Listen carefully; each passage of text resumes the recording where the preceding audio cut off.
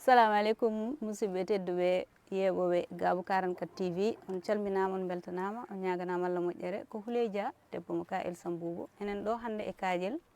le 6 décembre à 18h pile jiɗɗen noon yewtude ko ma commune noon ko yewtere gandanɗa hoorema nde jinnoɗen yewtude gila hande arani kono hunde noon koma yetto tan nde waɗe ma commune noon ene nawi gueɗe kewɗe ene nawi éducation woni jangde sukaɓe ene nawi kadi santé woni cellal ɓalli ene nawi kadi to banggue rewɓe woni caɗele rewɓe ko gurata ko min gonde ɗo e président jeunesse Kadiel min gonde kadi présidente des femmes de Kadiel joni en gaccanɓe tan kamɓe ɓe mbaɗa présenté wu ɓe kalana en kamɓe goni holɓe en après sen paari garten kadi ko jiɗɗen wadde ko monsieur Djiby Diallo salamu aleykum. Maaleykum salam Houley, comment vas-tu? Ça va, tout va bien. Salam alaikum. Voilà, donc comme Houley vient de l'annoncer aujourd'hui à Kadiel ici.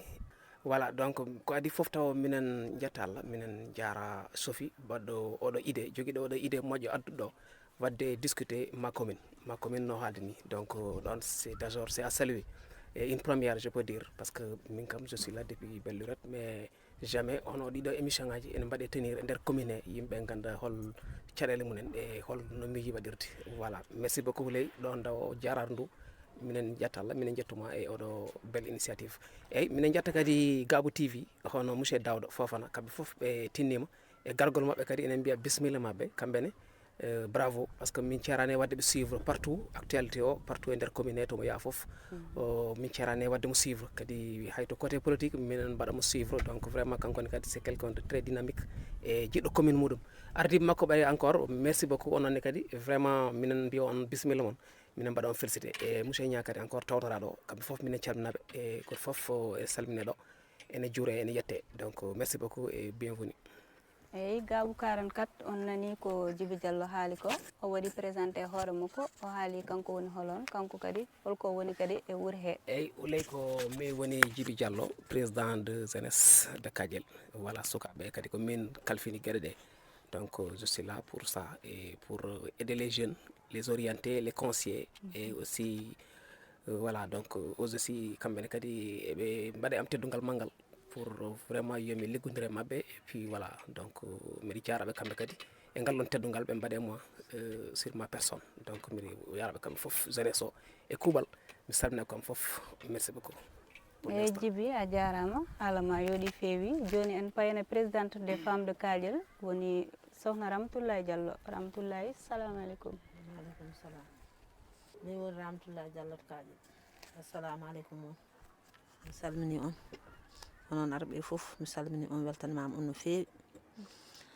mbiɗa ñaagui Allah nana mum Allah hokka toon balɗe juɗɗe e battane moƴƴe min woni président de femme Kadiel kam min ɓe kalfini awa teddedi Kadiel naaɓe e caɗele amen foof komin ɓe kalfini ɗum noon mi salmini on mi juurima on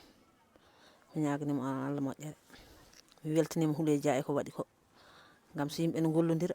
so won keɗɗo yeeso ma ene foti torsandema lampa jiiya to jaɓɓata a jarama no feewi an Houley miɗa ñaganma e balɗe juɗɗe e battane moƴƴe jarama. eyyi ha joni ko Gabou 44 TV joni nani ko Ramata haali ko kanko woni présidente des femmes de Kadiel kanko woni gardiɗo ɓo ko kanko kadi hokka gandanɗa hoorema kala ko woni e banggue caɗele mabɓe e foof mabɓe ko junggo makko watta joni sen paari joni en garten kadi e Djiby woni président jeunesse mo Kadiel Samboubou kalden e makko namdodiren e makko ko jiɗɗen namdademo ko. ok merci Sophie merci beaucoup mi weltima e teddugal he e ha joni kadi encore inchallah enen ɗo kala hen ko mbawɗen e ko famɗe gandal men ma en dañ jabade hen hakke ko ganduɗen hen ko e rokkude hen yiyande meɗen e inchallah donc bisimilla ma.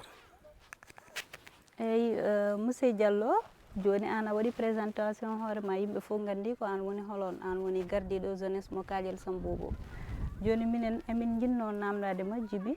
hollin probléme aji tan ɗi mbawɗon wadde rencontré gandanɗa hoorema onon jeunesse o e nder wuuro he. merci beaucoup Houley a waɗi ɗo question moƴƴo question très pertinente e jeunesse aɗa andi jeunesse kam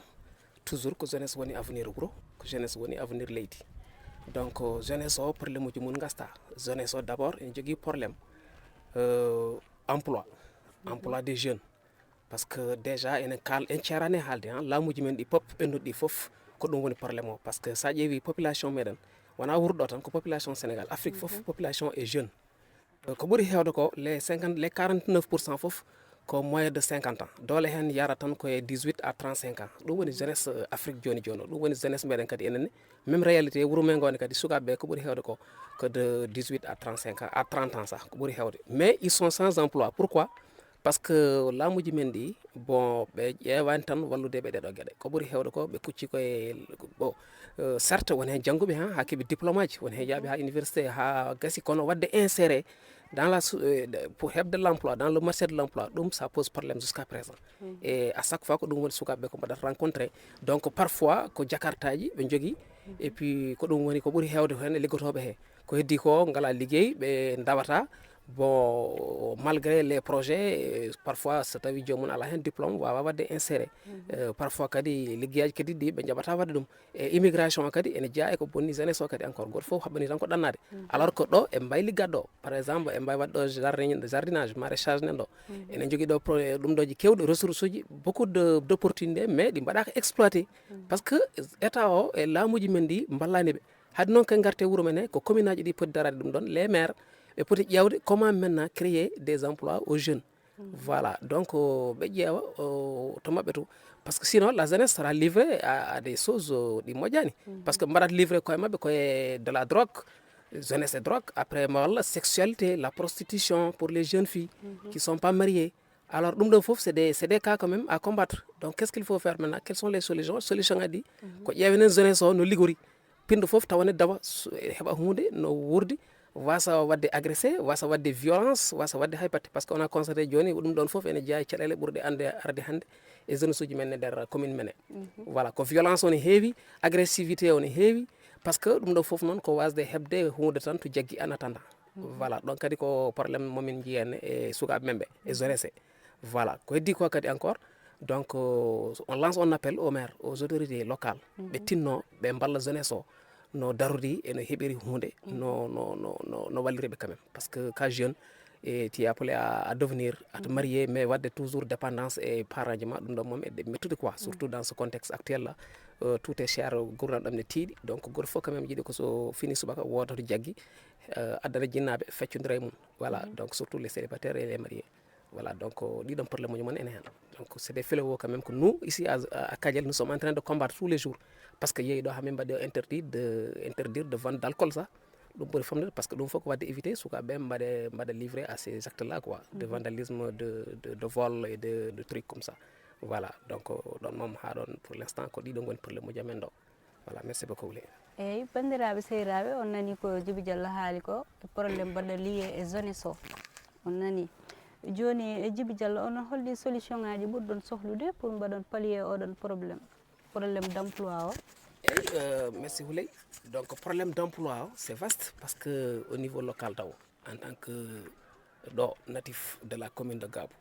donc eɗen mbiya d' abord ça doit commencer le premier magistrat de la commune c'est monsieur le maire monsieur le maire il doit quand même être vraiment en mesure de trouver un peu de l'emploi aux jeunes en allant vers les ministères en essayant de les prendre, de les recruter pour au niveau même de choses, je ne sais pas, au niveau du nettoiement là. Voilà, au niveau aussi de Khendaoui, au niveau aussi de certains projets agricoles, ou bien même les financer, pourquoi pas, leur octroyer un financement, les appuyer quand même dans tous les cas, pour qu'au moins, soit élevage, soit même agriculture, soit même jardinage, soit même mais quand même il ne manque pas de solution au niveau de la mairie. Voilà, ko heddi ko kadi kamɓene solution ngaji mum ko état o foti darade hen bon politiquement won dariɓe hen quand même les fils du département ene dari wadde créer des emplois aux jeunes tels que DG Mamadou Coulibaly Sémic on waɗi ɗo hikka subventionné sukaɓe keɓa permis ji conduire après ɓe mbawa liggonade koye mabɓe quoi donc ɗon kam fa waɗa politique quelle que soit appartenance politique o darima nde ɗo darde vraiment on le salue au passage et kadi ko heddi ko kadi encore les femmes mbaɗe formé quelque part ɗo mi yiɗa nadde oɗon domaine taw pour l' instant mais quand même ko ɗum woni affaire ko heddi ko sukaɓeɓe yo janggo par ce que maintenant koye contexte tiɗɗo gonɗen sa janggani hen a heɓani diplôme a waɗani affirmé bon hebdema emploi ça va être un peu difficile yoɓe tinno ɓe jangga après donc kam ma en gartoy oɗon côté éducation ça yiɗano nadde toon mais so tawi jomum janggani hen après a tinnaki hen mbaɗa métier jaaɗa métier par ce que y a l' informel ya waɗoy formation walla jaaha mbaɗa métier daña to jagguɗa voilà ɓuuri kam moƴƴude e jooɗade ni tan sans rien faire donc kadi ko côté voilà merci beaucoup. eyyi bandiraɓe musidɓe tedduɓe on nani ko Djiby Diallo haali ko haala makko yooɗi feewi en nani ma en gartoy hen joni en gartane Ramatoulaye Diallo woni président des femmes de Kadiel gonne Ramatoulaye min namdoma ɗo question ngaji seeɗa joni an a waɗi présenté hoorema à Paris joni min jinno andude Ramatoulaye so tawi onon Kadiel naaɓe onon jogui pelle wonde GIE ɗo e Kadiel he e kadi no foti pelle joguiɗon ɗo henna e Kadiel. miɗen jogui fedde GIE miɗen jogui fedde mandak attestation wiyete eyyi ko ɗen pelle min keɓan kayit min ɗum sosi fedde wotere hikka awa pour to won arnoɓe ka santé ɗo awa mbimin yomin mbaɗ fedde min mbaɗa kees o heewi dole ni kon nden kam fenani moƴƴani ɓe kalnani inde mum nden ɓe kalnani inde mum eyyi ɗeɗon pelle tati foof noon ko min ardiɓe kono kala fedde hen nde gardiɗi min sowona fedde mawnude fedde fof mbiɗa jogui président mum mbiɗa jogui secrétaire mum mbiɗa jogui ko ɗum torsorier mum eyyi joni pelle ɗe foof ene mbaɗi GIE kanƴe fof eɗe jogui kayitaji mabɓe timmuɗi fedde ndeya mi anda sone jogui GIE kono fedde hen wotere ene jogui GIE ɗum ko fedde nde hôpital o fewnani min de nde ne jogui GIE fedde amen nde jogui autorisation nden ko Housseyni Niang en pewnanno min ɗum eyyi fedde amen nde jogui autorisation eyyi ndeya fedde noon awa nden mi heɓani taw lamdi kayitaji mum no wiyete aɗa andi mo janggani wona hunde fof wawi nanggude hakkille mum eyyi eyyi joni Ramatoulaye minen jinno andude onon ko holɗen caɗele ɗe ɓurɗon wawde wurde e nder galleji he onon e ɓesguji moɗon. eyyi miɗen gandi kam miɗen jogui caɗele kay gam minen hande so wona pawɗo bidon ngaji mum e babba a heɓata ndiyam hawa so woddi ka miskine noon a ala saret a ala babba on lieu luɓoyɗa jaaha aɗa luuɓo balɗe tati tawa heɓani awa minen ɗen ɗo enen doole henne kadi ene yiiɗi gollude kono ala no gollude gam miskine foof ene yiiɗi gollude min gala ndiyam min gala sardiŋe minen rewɓe ɓuuro ngo foof amin gonde nden tampere eyyi jiɗɗo hen gollude no amen ni fo miskino a ƴogane ko ilma jaaha dufoya e sardiŋe ma an ɗum kam yajata eyyi eyyi bandiraɓe musidɓe tedduɓe on nani ko Ramatoulaye Diallo haali ko o wi ɓe gonde e caɗele ndiyam eɓe gonde e caɗele kadi yidde liggade kono ɓe keɓani wonde no wayno sardiŋaji en e foof kono ndiyam ɗam noon so tawi a ala ndiyam a wawa noon liggade liggey sardiŋe e tout ce qui va avec. eyyi Houleye so tawi a timo permet mi ɓeyda hen seeɗa ko Toulaye haali ko la présidente des femmes voilà ko haali ko noon kamɓe rewɓe eɓe jiiɗi vraiment liggade ils sont très braves et dynamiques mais malheureusement elle manque de financement kadi encore oɗon côté comme les jeunes enen financement ji kewɗi jettata ga en jii joni toon il y a des financements qui viennent du DER de ɗum ɗo de la DER direction à l'entrepreneuriat rapide et aussi fonds JIPEN gueɗe ko way noon quoi bon ɗiɗon foof c'est un peu loin de nous ɗum waɗi rewɓe hay soɓe jiiɗi liggade ɓe mbawata par ce que ɓe mbaɗaka accompagné donc ɗum ɗon fof kadi on lance un appel au maire ɓe mbaɗane créé hay sinno ko des bassins de rétention ɓe mbawa wadde hen culture de maraîchage pendant l'hivernage walla en dehors de l'hivernage ɗum ɗo foof rewɓe ɓe mbawi liggade ɗum ɗon kono malheureusement ils sont pas accompagnés et pourtant ils sont très braves donc pour ɓe mbawa hebde autonomie financière il faut l'état o waɗaɓe accompagné donc kam c'est l'état par des ONG par des coopératives par des GIE eɓe jogui GIE ji mabɓe mais GIE wona heɓan ɗum tan lelna e nder wakande on GIE il faut aller frapper les portes ƴeewa beele onon keeɓa financement keɓon no liggorɗon hay sinno ko kamɓe tan joni e leur caisse là eɓe jogui quand même un fonds oɗon fonds en mbawi waddemo investir quelque part taw goto foof ne wawi hebde hen no liggori so gayni waɗa rendre way kono genre banque ni quoi banque locale ɗum ɗo foof joni c'est des solutions voilà donc ɗon ni kadi encore on lance un appel au maire aux autorités locales comme nationales ɓe mballa yimɓe étatique ɓe mballa rewɓe no liggori beele par ce que debbo joni so heeɓi ligguey tan walla gorko mum par ce que ko ligguey fo artete koye galle donc ɗon moom c'est vraiment quelque chose d' extraordinaire te développement wawa yaade caggal rewɓe rewɓe elles sont au four et au moulin kamɓe partout e poti jeeyede e gueɗe ɗe fof mais malheureusement elles manquent d'accompagnement financièrement de la part de l'État et de la part de nos autorités locales et tout voilà donc ɗum ɗo moom c'est vraiment un manque criard et kono ɗo c'est un peu difficile pour les femmes quoi voilà donc ɗo moom c'est un problème et maintenant comment parier à ça holno yimɓe ƴeewirta solution ngaji ko kamɓene ɓe ƴeewa peut-être avec les terres agricoles non exploitées ɓe ƴeewene ɓe mbaɗa hen des périmètres irrigués et puis ɓe ƴeewa wadde ɗum ɗo voilà politicien ji ɓe noon en doga hen mbaɗe formé il faut les former les femmes voilà ɓe mbaɗe formé e métier ji so mbaɗama formé e métier ji tan goto fof wawan dañande hoore mum taw fawake gorko mum fawake goɗɗo donc formation ɓe manqui rewɓe elles sont pas formés voilà goto fof ko yara tan ko banggue mum kono ɓe ngala vraiment une formation véritable pour ɓe mbawa liggonade koye mabɓe e dañande koye mabɓe e joni noon ça commence avec nos nominés et les élus et pour ɗo joni addantaɓe formation seeɗa comme no waddugol sabunde en eau de javel en madar en donc peut être ɗum ɗon au fil du temps e mbawa hangadin hebde noɓe liggori quoi voilà merci beaucoup eyyi ha joni ko Gabou 44 TV ha joni on nani ko Djiby Diallo haali ko président jeunesse mo Kadiel on nani caɗele nde woytiɗoɗe e solution ngaji kadi ɗi waɗi apporté ɗe pour yimɓe mbawa wadde pallier oɗon fléau joni noon ha joni kadi eɗen garte Ramatoulaye Diallo kankoni présidente des femmes mo Kadiel Samboubou sohna Ramata amin garta e ma a haali ɗo haala GIE moɗon mo ka Elsa Bou mbaɗaɗo autorisé o joni kanko hol mbaɗa autorisé GIE o e kadi holni liggeya liggotoɗon e nder GIE he GIE o wattamo ɗum ɗo ko mino gam guila ɓe gaddi ko min joguimo eyyi minne noon kala projet mo nanmi ena liggodo e rewɓe miɗa yaaha hen ko nanmi hen fof miɗa arta miɗa haalnaɓe oɗo projet wiye mbaɗirni oɗo projet wiye mbaɗirni kono projet ɗi foof ala hen min keɓani hen taw ɗum ɗo formation moƴƴo so wona mo Djiby Diallo haali o eyyi on projet kam nawi min saare min mbaɗi cabune min mbaɗi madar min mbaɗi eau de javel eyyi ɗum kam hayso joni goto amen so heeɓi ko waɗirte hen ko ene wawi wadde awa fewnira haaju mum eyyi ha joni ko kadi côté goto kadi rewɓe ene manquira ndiyam enen joni probléme meɗen e nder commune menen ko probléme ndiyam l'eau ça manque beaucoup donc tant que ndiyam ala hayso rewɓe jiiɗi liggade comme sukaɓeɓe kadi encore ene waɗi caɗele donc ɗonne kadi on demande au maire de les appuyer hay sinno ko des mini forages un peu partout après ɓe mbawa liggade hen quoi voilà donc ɗonne kadi c'est un côté c'est un problème fondamental problème ndiyam eyyi ha joni ko Gabou 44 TV on nani kadi ko Djiby Diallo haali ko woni président mo jeunesse de Kadiel o haali haala fléau ji foof e probléme aji mabɓe kadi o addi hen solution ngaji mabɓe joni monsieur Djiby Diallo min garta e éducation min namdoma wonande sukaɓe no jangguirta ni est ce que oɗon jogo hen probléme aji genre probléme lié à la fourniture walla probléme lié aux extraits de naissance walla probléme lié e jangguingol ngol e jangguinoɓe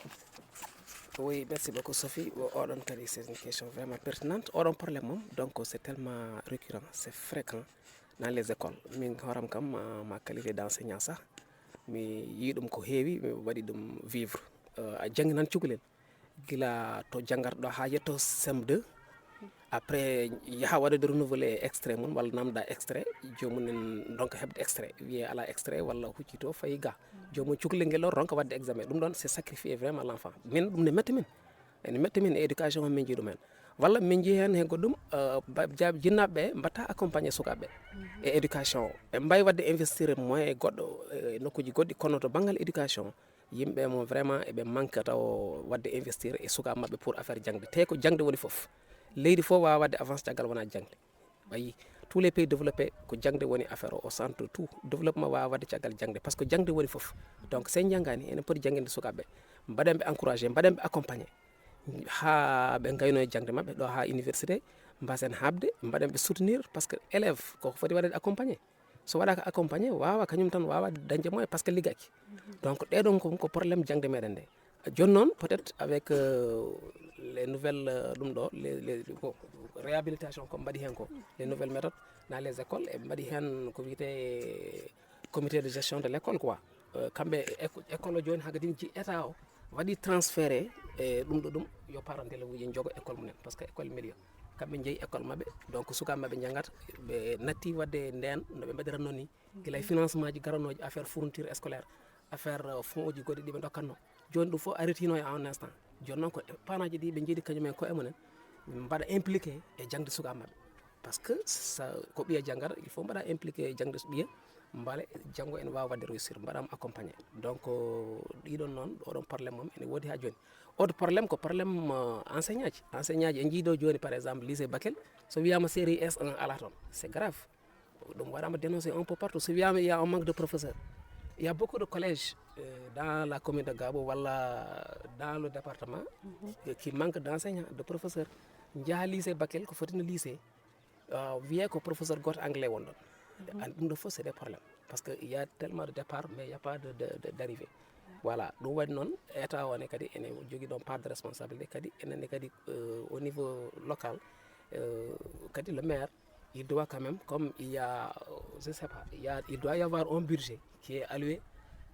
au volet éducation jeunesse sport et culture donc ɗon kadi on foti wadde accompagner les élèves et fourniture scolaire donc comme c'est ça ñandani kam mi rawane kam c'est ça m'a trouvé ici ari donc on salue le maire au passage voilà on va accompagner kadi côté social il y a des parents d'élèves et ni jiɗi jangguinde sukaɓe mais les enfants sont très intelligents mais il manque de moyens donc ɗon kadi l'état localement oɗon les autorités et poti wadde accompagner par des bourses en octroyant des bourses parce que assistance sociale ne foti wonde ha université parfois il y avait ce cas là quoi sukaɓe ne jiiɗi janggude mais malheureusement il manque de moyens pour poursuivre leurs études tawa hay cukalel ngel wawa hebde sansude hay bulletin e ɗum ɗo mum extrait de naissance mum wawa hebde hay cré so wiyama ya coode bic après ko probléme kala ko wiya yo addo ko probléme donc ɗonne kadi aux enseignants kadi poti wadde sacrifice en même temps kadi le maire il doit vraiment accompagner recenser tous ces gens là qui sont dans des cas sociaux comme ça waɗaɓe accompagné o hokkaɓe bourse o hokkaɓe aide o hokkaɓe waɗaɓe subventionné seeɗa quoi voilà ɗum moom c'est sûr que ça va aller voilà so to côté extrait de naissance o on woni probléme deuxième probléme sukaɓe ne jiiɗi janggode kono ɓe ngala parfois on manque de probléme ñaatigueɓe et tout les enfants ils abandonnent ils reviennent eɓe keɓa ɗo entrée en sixiéme ɓe jaaha par exemple Gabo walla Kidira walla no goɗɗo mais pour un problème de tutorat jiya cukalel waɗa abandonné et pourtant ko cukalel banguel intelligent ede yiɗi janggude et puis il a de l'avenir dans ce pays on wawi hay wonade ɗo président walla on cadre dans l'état mais malheureusement ɗum ɗo foof par ce que jinnaɓe mbattaɓe accompagné état o kadi wattaɓe accompagné donc il est abandonné à lui-même voilà ɗum kadi ko probléme deuxième probléme o on manque de lycée ɗonne kadi encore peut-être ça est en cours c'est des doléances wadde réclamer des lycées on deuxième bon ɗo Gabo ɗo joni ko collège wonɗo mais sen keeɓi lycée sukaɓe men tambata kadi yaade Kidira ma Bakel ɗonne kadi ko probléme sen keeɓi kadi on collège même de proximité Kaƴel ɗo walla Mars ça va éviter encore les autres ça va dégonfler Gabo heddiɓe kaɗa ɗiɗo nokkuji no bemmani voilà donc fof kadi ko vraiment c'est des perspectives quoi voilà ɗon moom éducation moom vraiment il y a des problèmes no wa ɗo autre côté kam en memata toon no fewi kono en mbiyan tan parents ɗi yooɓe tinno ɓe jangguina sukaɓe par ce que jangde woni foof voilà yooɓe tinno ɓe mbaɗa accompagné sukaɓe ɓe goppa sukaɓe jangga maintenir les filles aussi à l'école parce que les filles on voit que des mariages précoces walla on n'aime pas trop accompagner les filles surtout donc ɗum ne kadi il y a un abandon qu'on constate au niveau du collège et parfois même au CM2 quand la fille grandit précocement après jinnaɓe jiiɗa accude mo yaaha ɓe mbiya yo yaltu école donc o arto jooɗogal noon pour s'occuper des travaux ménagers walla voilà quoi donc c'est un peu difficile quand même un peu compliqué ɗonne kadi vraiment c'est à revoir voilà hol sensibilisation mbatten noon ha mbaɗen maintenir les filles à l'école et puis mbaɗen accompagner sukaɓe donc goto fof waɗi hen impliqué e mbaɗen accompagner sukaɓe ha yesso voilà donc problème merci beaucoup eyyi ha joni ko Gabou 44 TV on nani ko monsieur Djiby Diallo haali ko Ramatoulaye Diallo haali ko woni président des femmes de Kadiel ɓe kaali doléance uji mabɓe ɓe kaali probléme aji ɓe gondi joni kay enen foof en kettima en kettodimen nani monsieur Djiby Diallo ha joni minen garte ma aɗa andi audience uji ene mbaɗe audience uji forêt ene mbaɗe pour ɗum ɗo probléme extrait o wawa ustade e commune meɗen he mate ha joni ɗum ɗon e waɗa persisté oui ha joni ɗum ne waɗa persisté par ce que plusieurs fois audience forêt ne waɗama ɗo kono malheureusement parents ji ɗi ils sont pas peut-être que information woni yettoɗa ga à temps walla taw ɓe mbaɗi hen retard quand même walla ils sont un peu réticents sur ça mais hay rawande tan min jiiɗo il y a 2 filles qui ont réussi à l'entrée mais qui n'ont pas été orientées ɗonne c'est un problème par ce que âge makko ɓuri ɗum ɗon elle a 13 ans ou 14 ans alors que o fonno hebde au moins que 11 ans 12 ans quelque chose comme ça maximum pour aller au collège donc ɓeɗon fof joni mbaɗaka orienté au collège faute de à cause de leur date de naissance donc ɗonni kadi encore jusqu'à présent ça persiste. Merci beaucoup Sophie, on jarama. Eyi ha joni ko Gabou 44 TV joni en mbaɗiɗan ɗo clôturé tan sen gummima ɗo kadi jahan case de santé kaldu hen e agent santé men o woni Dawdo Coulibaly o haalane en kankone holi caɗele gonɗe toon holno wuriri e case de santé he holno kadi yimɓe gardata toon et tout ce qui va avec joni on calminama on beltanama on ñaganama Allah moƴƴere